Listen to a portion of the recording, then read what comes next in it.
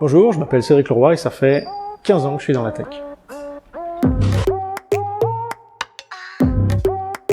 Ma formation initiale, c'est pas du tout informaticien. J'ai commencé donc dans l'art graphique parce que c'était un petit peu mon souhait initial et je voulais être dessinateur publicitaire. C'était l'idée initiale. Après avoir fait mon service militaire, puisque c'était d'usage à l'époque, je reviens en France et je pars sur une agence de communication qui se trouvait à Paris où j'apprends mon métier d'infographiste.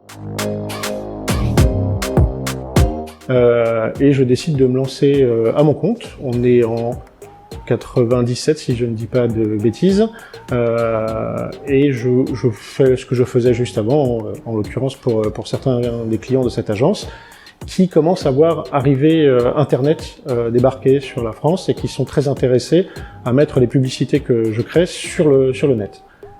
Et j'apprends, comme c'était possible à l'époque, le HTML. Donc on n'a pas de Wikipédia, il n'y a pas de cours en ligne comme on trouve aujourd'hui, etc., etc.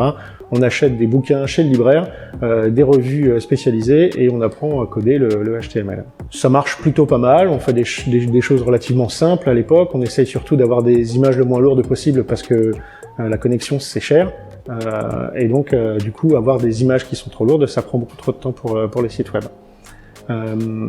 Je ferme ma boîte au bout de 2 ans parce que j'ai plus assez de clients pour en vivre, et je suis embauché par une petite boîte qui se trouve à Fontainebleau dans le 77 en tant que webmaster. Donc c'est ma première déclinaison de poste dans l'informatique réellement, et je fais donc du site web comme je faisais, enrichi un petit peu en JavaScript et en Rich Media, du Flash Player, puisque c'était également le cas. Et là, on est en 99.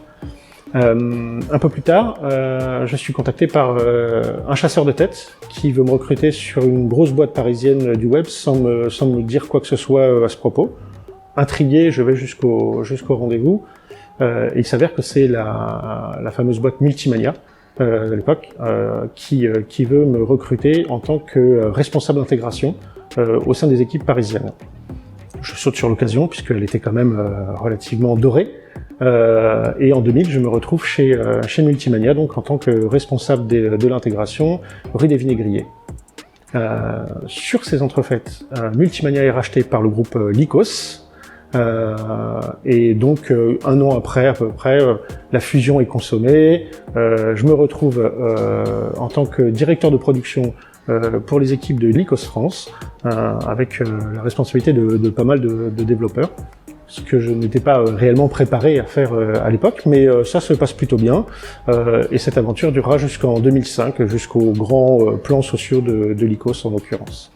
En 2006, Stéphane Ramon, qui est toujours aujourd'hui le président de Gandhi.net et qui lui a fait son opération de rachat pour Gandhi, me contacte pour m'inviter à rejoindre Gandhi.net, ce que je ferai tout naturellement à partir du mois de mai de cette même année, 2006, et me voilà quelques années après encore ici. C'est la culture et le langage qui sont vraiment différentes de ce que je connaissais. Il y a un espèce de fossé en fait qui n'est pas juste une image qu'on peut voir dans les séries et autres entre les vrais techs, les vrais développeurs qui sont à fond dans leur code, et la vision qu'on peut avoir nous en tant qu'utilisateurs et concepteurs de sites. Et donc la difficulté réelle c'était de s'adapter des deux côtés d'ailleurs au langage de l'autre pour pouvoir communiquer correctement et arriver au but final. C'est effectivement comment fonctionne Internet. C'est devenu aujourd'hui un média totalement incontournable. Quasiment tout se fait aujourd'hui à un moment ou à un autre par ce biais, et avoir une connaissance profonde de comment cela fonctionne, ça aide énormément à la compréhension finalement de tout ce qui en découle, et ça c'est une vraie plus-value, je pense.